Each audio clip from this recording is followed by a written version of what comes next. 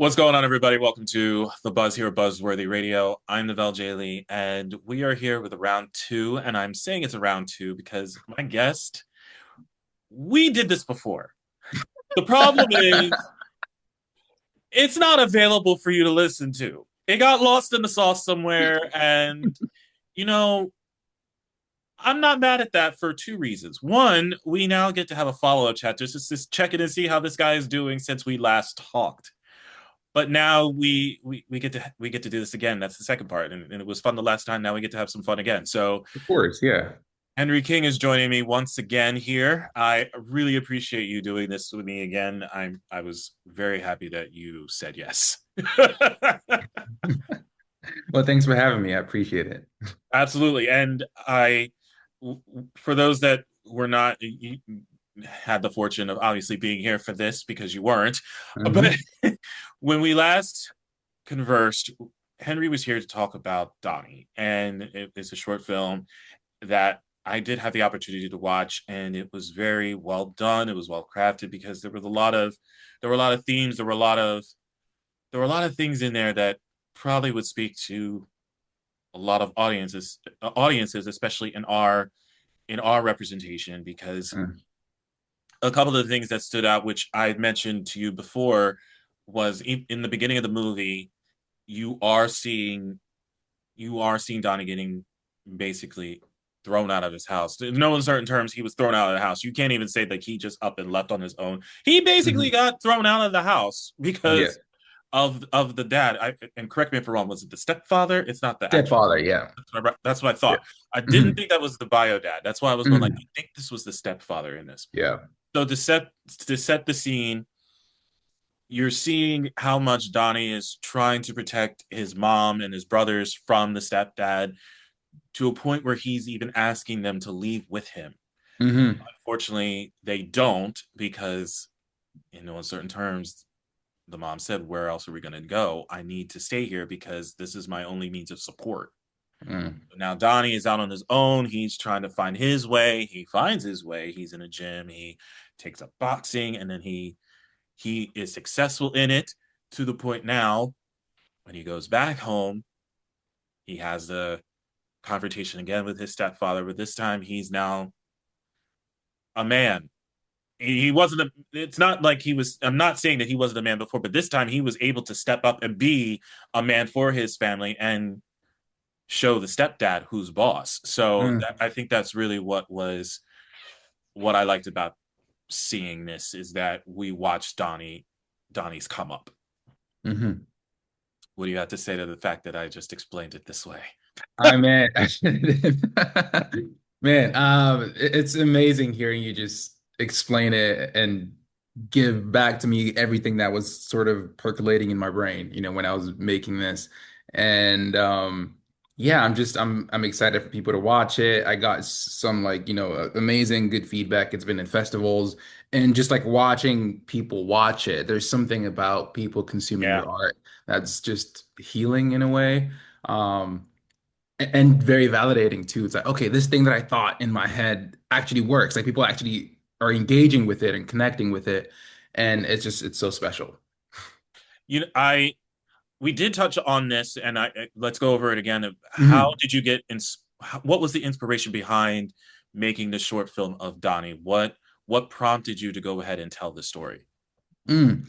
A couple of things. The first thing was that, I'm an actor first, and it came out of this place of creative frustration, that I would see a role or get an audition that like I felt like I was really right for, and I'll get close to it, but not book it. Like even certain things, I'm Nigerian. I think I already told you this, and I'll get like Mhm. something that has to do with, the diaspora and the continent. I'm like, okay, if I'm not getting this, what am I gonna get? So it just Yeah. came out of that place of like, okay, this is not working. This system of like auditioning and competing with multiple people and having, different things, like it's so out of your control that I had to go, okay, what is in my control? What can I do that like can support my career, my journey as an actor versus just waiting and sitting and hoping that one day someone goes, "Hey, you're great. We love you. Here's the script." I'm like, the odds of that happening is very low. you know? So that Very was the slim. first thing. I'm Yeah. like, okay, I might have to just reverse engineer the thing that I see on screen, that I see myself doing, and go back and create that, right? That's one. And then the second part was that I watched, lots of actors come up and do the same thing. So like, okay, that's possible. Like Sly, Mr. Yeah. Stallone and with Rocky, say similar story to mine where like, he wasn't getting the things he wanted to get. He was getting the thug number one or whatever, right? And then he goes, Yeah. okay, he has to go write Rocky, right? And see how that turned out. And then Creed, obviously, with Michael B, he's won an Oscar now, so thank God for that. But also, with Creed 3, he directed and starred, in Creed 3. I'm like, okay, wait. So this is actually possible. It's not so far out of my possibility that I can surely I can write a 15-page script and go shoot it and see what happens, you know? So there was all these things around me that I was like, okay, if they can do it, I can do it too. Also, it comes from being Nigerian. Like we just have this certain confidence. Like any Nigerian parent will tell you, yo, if that kid is doing that thing, you can do it too, right? So like they'll tell you they don't have two heads. You have one head, they have one head. Go do that, you know? We all put our pants on the same way. I hear that expression a lot too. Is like, Mhm. and then for me, I'm listening to that, and it's so funny that you're saying that because I was listening to a podcast episode right before this, and the Mm. first thing that they talked about was about imposter syndrome, and that spoke to me because I'm in that camp where I feel at times where I can't do this because Mm. I feel like I'm second guessing myself into doing this, but then once I get in the rhythm and go ahead and doing it, I now just sit back and just say to myself, why did I think I couldn't do this? Hmm. So the fact that you already had that confidence from the jump, it speaks volumes to you as not just as an actor, but also as a human, because not a lot of people in this industry have that confidence when they want to jump into something like this, Mm. no matter what it is in the entertainment industry. I feel like there's always something that's pulling them back from doing it than pushing them forward into doing it. Mm. At least Right. from my experience being in Hmm. this for as long as I have, because I know for me it was like that, but I know for others it's been like that. So Hmm. for you, it's refreshing to hear that in a different perspective because I love how you had inspiration to draw on, and you have that notion of going, if he can do it, I can do it, and That's then a there's really no good stopping me. point. Yeah, because as we're talking, I something you said something about like something's pushing you to like, there's a reason why Pushing you, it you forward feel and like you doing it instead of versus pulling you back from not Mhm. doing it, right? For me, I felt like, I think I told you the last time we spoke, I watched Black Panther, right? Yes, yeah, you And did. that movie just like opened my brain of like, whoa, like we are cool now. Like we could be That seen was the as question. It was royalty. what drew you to becoming an actor? What was the thing Hmm. that drew you to becoming an actor? And that was your answer was Black Panther. Yeah, it was Black Panther and seeing Chadwick Boseman, God rest his soul, and seeing him just like really embody what it means to be an African king. Just yeah, he had just had that presence about him that like I was drawn to that. I'm like, if I'm feeling this way sitting in the theater, right? I want to make other people feel that way. So that's what really Yeah, drove me to like doing, becoming an actor and trying all these things. Because Nigerian parents would tell you like, actor, what's that? Like, go be a doctor, go be an engineer, a lawyer. Like, I'm the first actor in my family. You know what I mean? yeah. So and that's been sort of my North Star of like, okay, I know why I'm here. I know I have something to give. I'm not just here to take or get all the roles or accolades. Like I actually want to like make people feel a certain way, entertain, inspire. And that was part of the reason why I was like, okay, I'm gonna just really hone in and do everything I possibly can to make this work. As you're telling that story, it made me think of this too because as and I'm in my 20th year of doing podcasting now. And Wow. in Okay. and even though I am in my 20th year and people would say I'm quote unquote an OG or Oh, gee. you know, I'm still learning and I'm still evolving in this medium. And I love this medium so much because it's supportive of each other. But the thing that it's really resonating with me is how much I am seeing new ways to honor podcasts, and one of which was Black podcasting, Mm, because there really wasn't, at least to my knowledge, anything out there that recognized Black voices, Black creators. And thanks to focusing more on this, now I never would not say that this wasn't a focus before, obviously, because hmm it's been 20 years since I've been doing this. But hmm there was a time where it took a backseat because of burnout, and then finding my way back into it. And I think also after COVID, there was a new level of appreciation for the podcast medium. It was never really there prior to COVID because I don't think a lot of people within the industry really respected it. And now all of a sudden they see how long form conversation could be hmm wonderful to listen to. And it doesn't have to be segregated to a genre like true crime, which I love listening to. I'm a true crime junkie. That is like my go-to podcast when I'm not Oh doing man, my own. okay. When I'm not doing my own, podcasts that I listen to are true crime. No ifs, ands, or buts. That's my go-to number one. But I love the fact that it's getting the respect that it deserves after all of this time. But it's very enlightening to see how much one Black voices and creators are being celebrated, but also it's very telling. 1% of podcast hosts are Black voices. So hmm there's really, out of all the podcasts, we don't have many Black creators that not only host a podcast, but still maintain a podcast. Right. So for me, knowing that factoid and seeing these statistics now coming from, and shout out to the Black Podcasting Awards for sending me this data, Demetrius, thank you. hmm Big fan of his work. Seeing all of this kind of made me feel, to your point, I want people to see me and doing what I'm doing. And if I can enlighten and inspire them to also want to create a podcast and have their voice be heard hmm of somebody who looks like me, Amen. I did my job. And hmm that's what I want to do. I want to be that inspiration for that person who looks like me, sounds like me, that also wants to have that voice because they're also sitting there like me before saying that I can't do this. I don't think I would succeed at this. Here I am. As I said before, you don't have to be the loudest voice in the room. You have to be the most impactful voice in the room. And that's all that matters when you're doing this. So if I hmm can inspire you to be that impactful voice, I did my job. I love that, man. I love it. So Yeah. it's hitting on all cylinders. And hmm I already love this interview more than the last one. This one was better, I think, because we have so much more to draw on. And I think this hmm is why I'm not upset anymore that we lost the first one because you know what? Yeah. Now we're sitting here going like, you know what? Now we're getting into it. I love Mhm. this one. So Yeah. thank you for not recording the last time. So we're gonna say that because now I also get to ask you: did you watch that movie I told you about?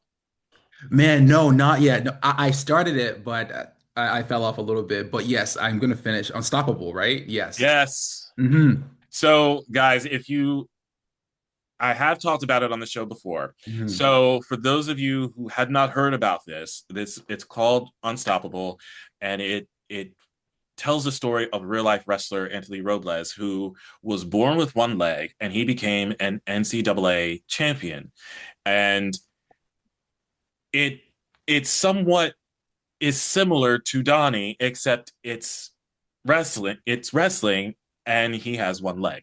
But hmm it sort of follows that story. It stars Jennifer Lopez and Bobby Cannavale, hmm and it was just a wonderful piece just to watch his come up on how he became a successful wrestler with the challenges he had to face.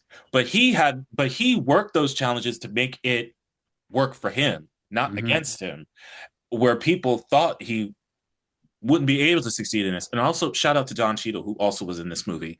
And just a well-rounded cast of people to hmm tell this story. And I love that Anthony was involved in this, and getting the chance to hear him speak about it when I did the press junket with him about watching him watch this was very it was wonderful just to watch all of that play out for him and getting the opportunity for him to be involved in the story this way. So that's why I brought it up the last time, and that's why I wanted to bring it up again to see if you had Mhm. seen it and No, not yet, get not your yet. take on when you Hmm. did see it, how much of that resonated with you because of Donnie and the similarities between the two. Hmm. Yeah, man, I gotta watch it. Maybe I'll go watch it and then we come back with part three. We'll do a part three as a follow up because I really would love to know what you think of that when you Yeah. see it because Okay. you probably might sit there and go, wow, this really is almost like my story, Mm, just a different formation of the story. right. So it might hit you. It might hit you in Okay. the not hard, but in the best way possible, I think. All right. Yeah, I'm gonna watch it. So what has been going on since we last talked? Because I see it seems like you've been making some moves lately. I mean, I've been checking your Instagram out a little bit, you know. So it seems like things are happening. What can you tell us? What's Mm. been going on? Yeah, I mean, we're playing at the Seattle Black Film Festival May 2nd. So that's, I think, the most recent news. Still out here grinding it out, auditioning, writing. We're working on a few projects behind the scenes. Just constantly, I'm always trying to do something, whether it's acting, whether it's writing, or like helping friends with auditions. Like I like staying busy and knowing that, okay, like each day I'm getting better. I'm doing one thing that will like move me forward. Because this industry, it's like it's so chaotic and so like outside of our control that Mm-hmm. it's very easy to feel like helpless. Okay, Yeah. like I'm doing these things, but it's not working because there's so many people that have to like say yes to you to be able to get to a certain point. But it's like just going, okay, I might just have to be the one to say yes to myself and do it at whatever level that I can, just so I know, okay, I'm giving myself that validation. Okay, I am an actor, I am a creative, like just kind of taking back your power in a way. You So have that creative control. That's that's yeah, important. creative control. So that's where I'm at right now. That's good. I mean, Mhm. honestly, that's good. I mean, I we know that this business in itself is very cutthroat, and it's not easy to It's not for branch the into. weak. It is not for the weak. It's not easy to get into. And unfortunately, it's the easiest to get out of. So it should be. I feel like it should be reverse. It should be the Mhm. easiest to get into, the hardest to get out of, but it's not. Mhm. It's very difficult to get into this medium. Yeah. It's very easy to get out of this medium. But I think going back to the comment that you said, because we talked about this the last time, and I also had this happen with me, is just that the support system, when you are venturing into an avenue such as this, whether it is acting, whether it is writing, whether it is podcast like I'm doing, not many people jump on board on that. And we've already spoke about our parents not jumping on board with what we wanted to do when it came to this Mhm. because they always wanted us to be the doctor or the pharmacist or something that's going to be sustainable, something that's Mhm. going to be, and even unfortunately, even that job is not sustainable anymore. So Yeah. I was just thinking the same thing. that's Yeah. not even and I'm just sitting here going like a position that you think that was probably going to be with you for the rest of your life is now not going to probably be with you for the rest of your life. And my mother, love her, but even her did not understand what this was and automatically would just she wouldn't shoot it down, but she would just say, why wouldn't you want to be a pharmacist? Why would you want to do something like this? Why do you want to travel to do events, to network and all this other stuff? Yeah. But then as time went on, and I think as soon as she saw who I started networking with and who did I talk to and everything else that started getting relayed back to her because she doesn't do social media in the slightest. So Right. she doesn't know. Mhm. But then when others who are friends with her, they see the pictures and the videos and everything like that, and then it gets back to her at her job, then she started kind of climbing up on the train a little bit. So now she's in that supportive camp. So it had its benefits at that point to where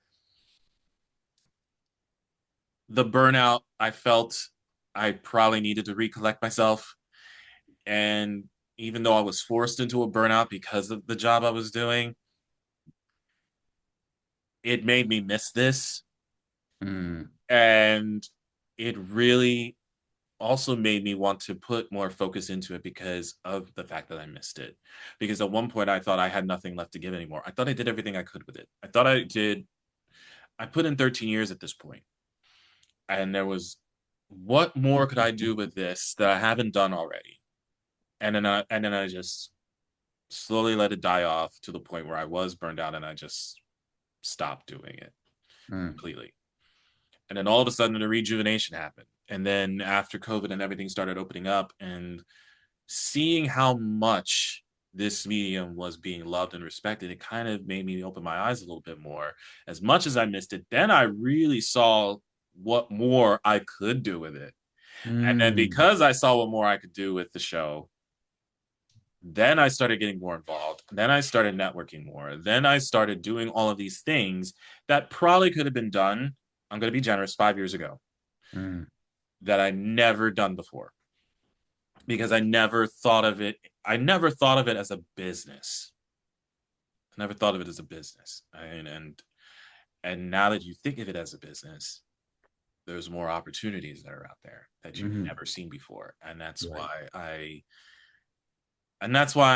I'm still here. and that's why I'm still and that's why I'm still here. I think it's been a worthwhile journey to get from point A back in 2006 to now. Man, wow. And it's been rewarding, but like I said, I think just watching where I started to where I got to has been the most rewarding because it's taught me a lot, which is what's going to happen for you. You're right now just fresh out the scene, man, and you're about to have doors open for you, and you're gonna see exactly what's gonna come for you. And I think your journey is going to be amazing. I'm so stoked that I'm going to be able to watch it. Thank you. I appreciate it. Yeah, Yeah, man, thanks for sharing that with me. That helps me as well, knowing that, someone who's put in 20 years into the game, that it just like it ebbs and flows, right? Sometimes you're not going to feel as motivated or yeah. inspired, and it's okay to like let it go and let it breathe. Even like, I'm writing a script right now. It's just like sometimes I'm like, okay, like I want to make it work, but it's okay to just kind of let things breathe. You Like gotta let it time is a sit. You part of gotta the let it sit for equation. sometimes. Yeah, so Sometimes that things are. that It's not ready. You're not ready for that yet. There is mm, a time for it. I hmm think. I think I came. A friend of mine actually said this to me. I think I came up at the right time, even though I started 20 years ago. The hmm He's saying it as when I came back from the burnout. He said this was a perfect time for you to be where you are now had you had probably did this 10 years ago. And I'm starting to agree with him because, as I mentioned a few moments ago, podcasting wasn't really a respected medium at that time 10 years ago. It wasn't really a respected medium even 20 years ago when I started it, mainly because it was still starting and nobody knew what it was. A lot of the times when I did it, people thought it was, I would get answers thinking that I was a spam bot, you know? So it really was something that they just looked at it and thought that I was probably this crazed fan that got their email address kind of thing. They didn't realize that I was serious with it.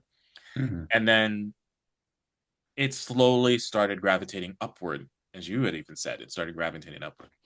But then when they saw how podcasts started sort of taking over even like mainstream media and TV shows, like with the late night television shows, how it's usurping those because you have podcasts that have those guests on where you have a late night show, they're on promoting their show for 10 minutes, if that, and that's being generous, 10 minutes. You get them on a podcast, they're on there for almost an hour and a half. hmm So they're getting the chance to listen to that actor who was just on this show for 10 minutes, now getting to have a full conversation that you get to hear them for 90 minutes to close to 2 hours. You're mm getting more depth from them here than you were for this 10-minute conversation. And that's why more people are tuning into this. mm And that's the one thing I've noticed is that viewers are and as well as insiders are now finding relevancy with podcasts. And that's another reason why I'm just like, maybe this is the right time to be Perfect timing. back in Yeah, yeah. be back in the saddle with it. And I respect any and everybody that wants to get into this medium and try to break into this medium because we are the most accepting medium right now. Mm, And we support it. We love to collaborate with other people.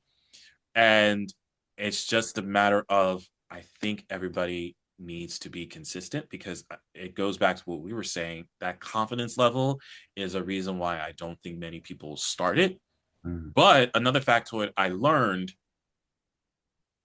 most new podcast hosts who host their own show don't make it past episode 10 Wow. because they feel that because they're looking for the numbers, they're looking for this, and they feel that it's not strong enough or it's not viable enough to keep going. But unfortunately, you have to keep putting in the work.